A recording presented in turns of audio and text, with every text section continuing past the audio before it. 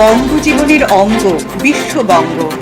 আপনারা দেখছেন বিশ্ববঙ্গ টিভি।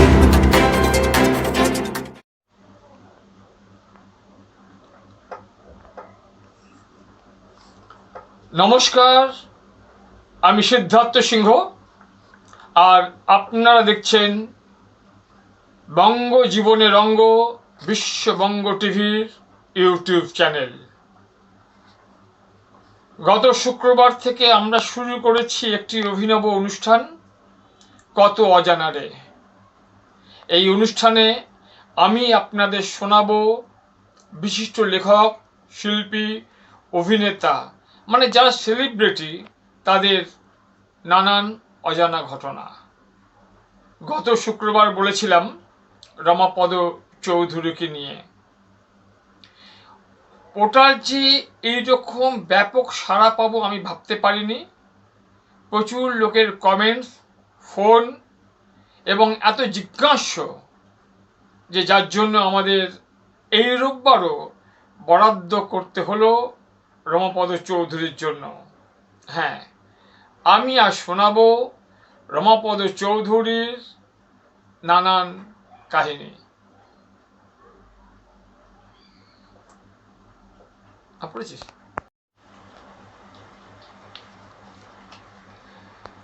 উনি আরেকটা জিনিসকে খুব ভয় পেতেন, সেটা হলো ইনকাম ট্যাক্স। আমার মনে আছে একদিন আমি ওনার বাড়িতে বসে আছি, একটি ফোন আমি তুলেছি, গলা শুনেই বুঝতে পারলাম শঙ্কর, মানে মণিশঙ্কর মুখোপাধ্যায়, লেখক শঙ্কর, চৌরঙ্গী শঙ্কর। রমাপদবাবুকে চেয়েছেন। আমি রমাপদ বাবুকে বললাম আপনার ফোন, এবং তারপর যা কনভারসেশন হলো পরে শুনেছি যে শঙ্কর ফোন করে বলেছেন আপনি তো পুরস্কার পেলেন 1 কোটি টাকা। রমাপদ বললেন 1 কোটি না 1 লক্ষ, সেটা দেখো কটা শূন্য।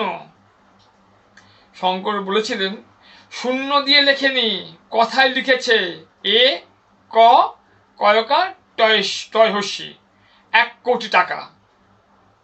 হ্যাঁ, উনি 1 কোটি টাকার উপর পুরস্কার পেয়েছিলেন। সেটা হচ্ছে IIPM এই ছিলেন, মানে সংস্থাটা দিয়েছিল আর কি সম্মাননাটা। তার অ্যামাউন্ট ছিল 1 কোটি টাকা।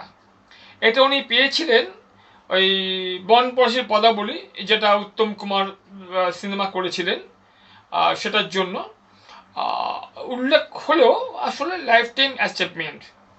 তা উনি তো আগে থেকে ঠিক করে রেখেছিলেন কি করবেন।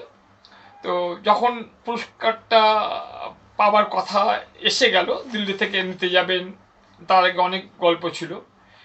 তো উনি তখনই ঠিক করে ফেলেছিলেন যে টাকাটা পাওয়া মাত্রই উনি আগে ট্যাক্স যেটা হবে সেটা মেটাবেন। তা আমি বললাম অতগুলো টাকা দেরি আছে তো, আপনার তো আরো 8-9 মাস হাতে সময় আছে, এই যে টাকাটা দেবেন সেটা তো খুব বড় অ্যামাউন্ট, এই 9 মাস খাটলে তো অনেকটা টাকা পাবেন। রমাপদ বললেন যে না, কারণ আমি যদি তার পরদিন মারা যাই আমার বউ বিপদে পড়ে যাবে, ইনকাম ট্যাক্সের লোক এসে ওকে ধরবে, ওইসব কিচ্ছু বোঝে না। তাই যেদিন উনি পুরস্কার পেয়েছিলেন তার কদিনের মধ্যেই ওই আমাদের ভবানীপুরের পূর্ণ সিনেমা হল, ওখানেই ছিল স্টেট ব্যাংকের অ্যাকাউন্ট ওনার। আমি প্রায় যেতাম, আমি ওখানেই থেকে টাকা পয়সা তুলতাম ওনার। তো সেখানে গিয়ে 33 লক্ষ টাকা আমরা ইনকাম ট্যাক্স দিয়ে এলাম। এই হচ্ছেন রমাপদ চৌধুরী। না পড়ে না, মানে আগুনের ফুলকি পড়ে পড়ে ধুতিটা পুড়ে যাবে বা ফুটো হয়ে যাবে সেজন্য নয়। ধুতিতে যদি আঙুল সিগারেটের ফুলকি পড়ে তাহলে যে ছিদ্র দাগটা হবে তাতে ওনার স্ত্রী ধরে ফেলবেন যে সিগারেট খেয়েছেন। একটা 96 বছরের মানুষ, সফল মানুষ, অত্যন্ত বিখ্যাত একজন সাহিত্যিক, তিনি তার স্ত্রীকে এইরকম ভয় পাবেন আমার ধারণারও বাইরে ছিল। এই হচ্ছেন রমাপদ চৌধুরী।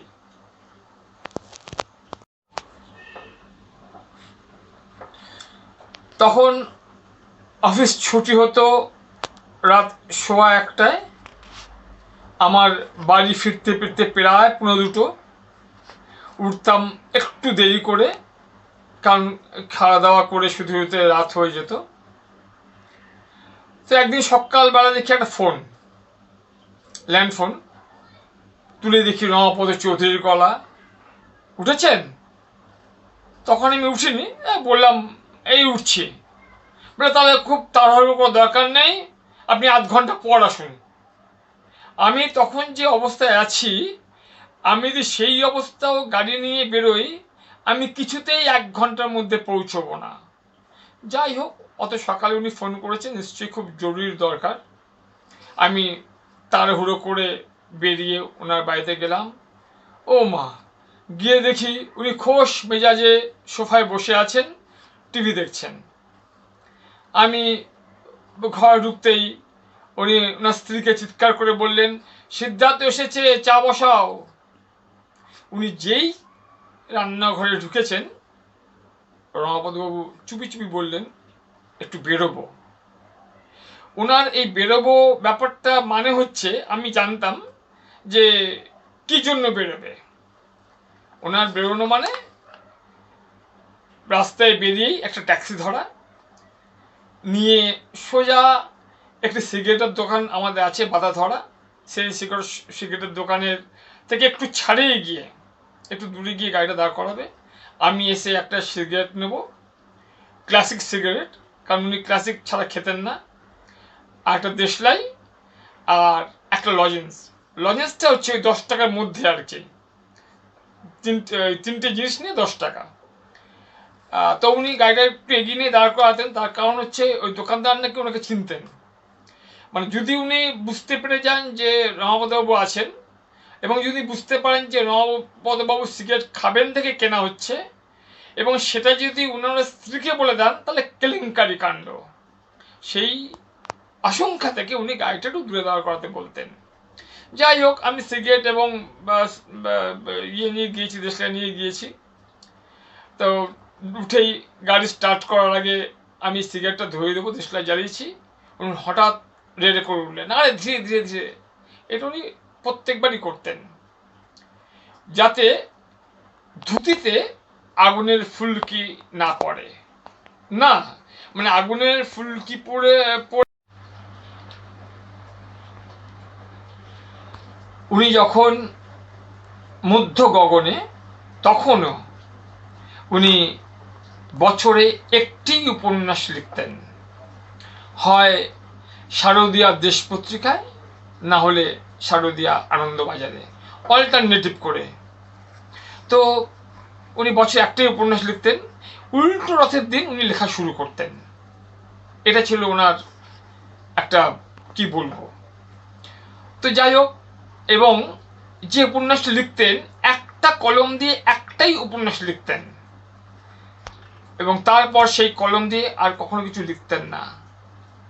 কিন্তু ওই কলমগুলো উনি রক্ষণাবেক্ষণ করতেন। আমাদের ধর্মতলায় একটা পেন সারাবার দোকান ছিল, পেন হসপিটাল। তো সেখানে শুধু রমাপদবাবু না, মানে নীরেন্দ্রনাথ চক্রবর্তী, ওখানে তাবড় তাবড় যারা লেখক, সন্তোষ কুমার ঘোষ, সাংবাদিক, বিশিষ্ট সাংবাদিক, তারপর হচ্ছে আমাদের সাগরময় ঘোষ, মানে যারা প্রথম সারির লেখক, তারা সবাই ওইখানে পেন সারাতেন। তো সেই পেনগুলো উনি রেখে দিতেন। তা কথা কথায় কি একটা প্রসঙ্গ উঠেছে, তা উনি শুনেছেন যে আমার ছেলে লেখালেখি করছে, আমার ছেলে শুভঙ্কর সিংহ, ও ইংরেজিতে লিখছে। শুনেই উনি যে পার্কার পেন দিয়ে বন পলাশির পদাবলী লিখেছিলেন, যে কলম দিয়ে উনি লালবাই উপন্যাসটি লিখেছিলেন, এবং যে কলম দিয়ে খারিজ লিখেছিলেন, সেই 3টি কলম আমার ছেলেকে দিয়ে বলেছিলেন, এগুলি দিয়ে লিখো। এবং এই 3টি পেন যে ওকে দিল, সেটা উনি, ওনার যে প্যাড ছিল, উনি রুল টানা প্যাড ছাপিয়ে নিতেন, সেই প্যাডে লিখে দিয়েছিলেন। এবং মজার কথা হলো, আমার ছেলে সেই পেন দিয়ে প্রথম যে উপন্যাসটা লিখেছিল, ইংরেজি উপন্যাস, god, ancient alien or a myth, সেটি পরে বেস্ট সেলার হয়। উনি এই খবর শুনে ভীষণ খুশি হয়েছিলেন। এই হচ্ছেন রমাপদ চৌধুরী।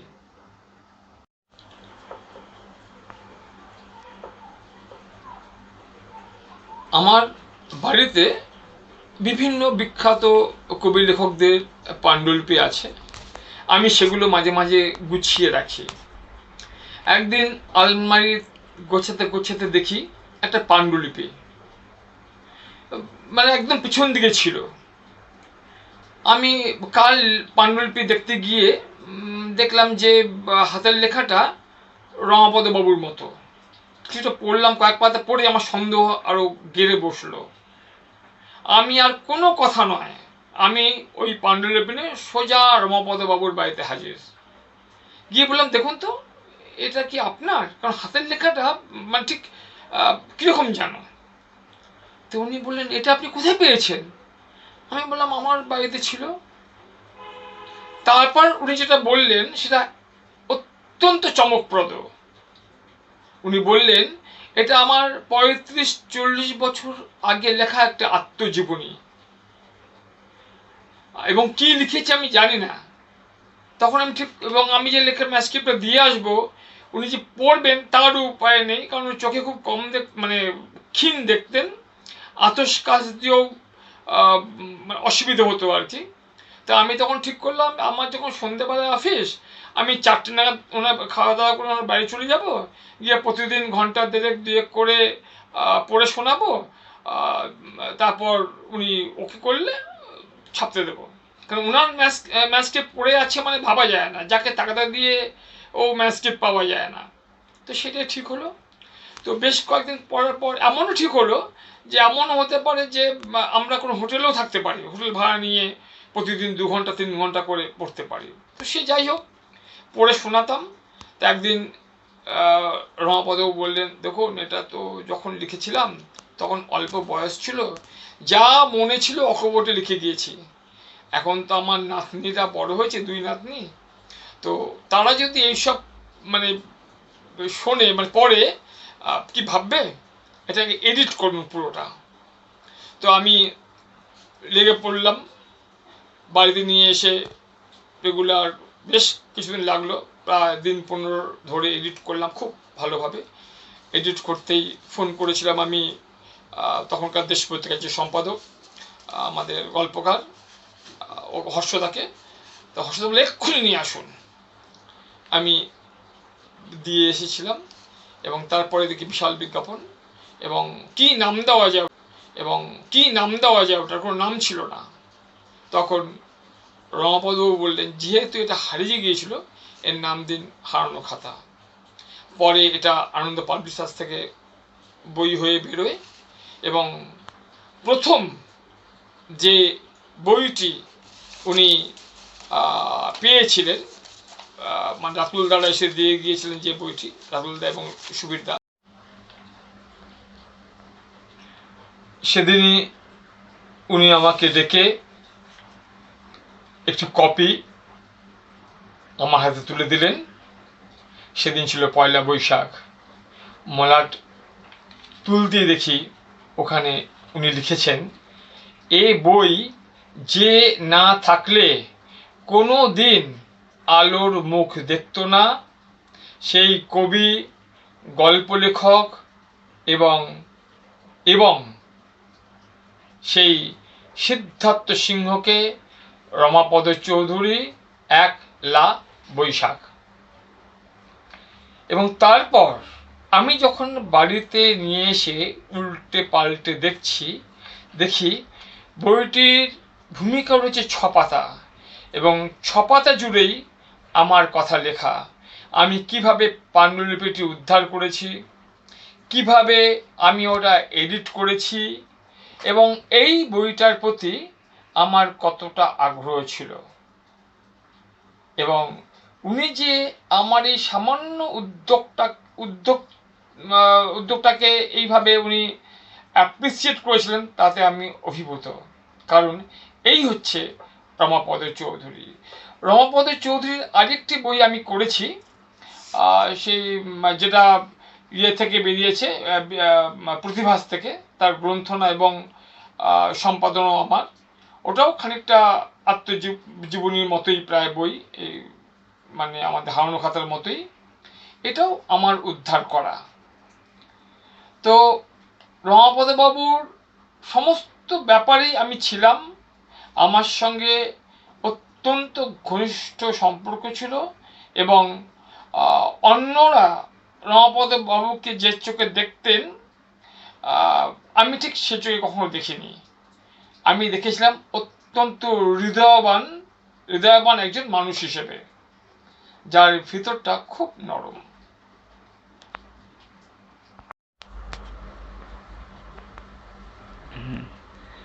তখন উনি গলফ গ্রিনের বাড়িতে,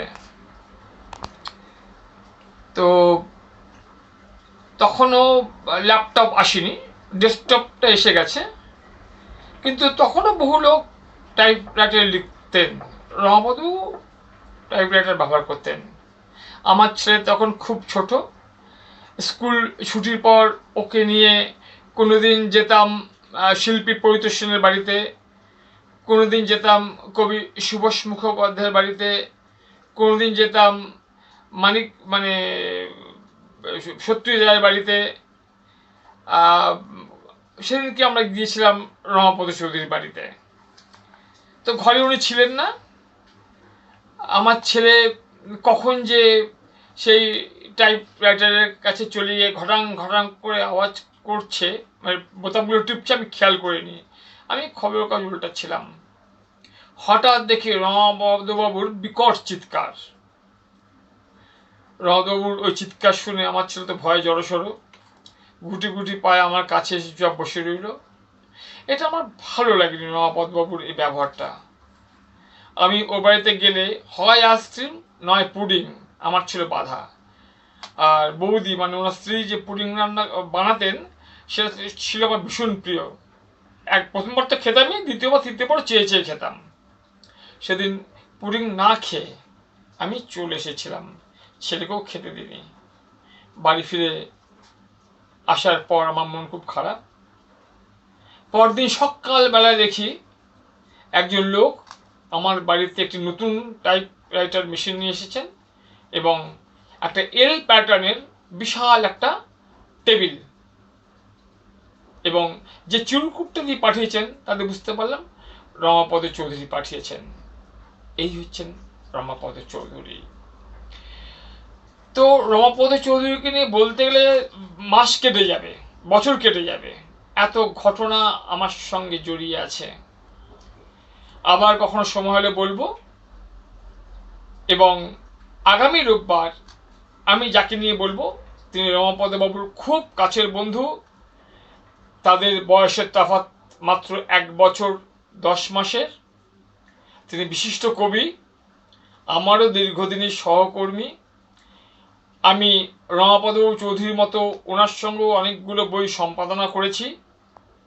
তিনি হলেন আমাদের অফিসেরই, আমার পাশে যিনি বসতেন সেই নীরেন্দ্রনাথ চক্রবর্তী।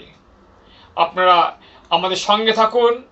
প্রত্যেক শুক্রবার সকাল 8টায় বঙ্গজীবনের রঙ্গ বিশ্ববঙ্গ টিভির ইউটিউব চ্যানেলে দেখতে থাকুন কত অজানারে। আমি থাকছি, আপনারাও থাকুন। ধন্যবাদ। আমাদের অফিসেরই, আমার পাশে যিনি বসতেন সেই নীরেন্দ্রনাথ চক্রবর্তী। আপনারা আমাদের সঙ্গে থাকুন। প্রত্যেক শুক্রবার সকাল 8টায় বঙ্গজীবনের রঙ্গ বিশ্ববঙ্গ টিভির ইউটিউব চ্যানেলে দেখতে থাকুন কত অজানারে। আমি থাকছি, আপনারাও থাকুন। ধন্যবাদ।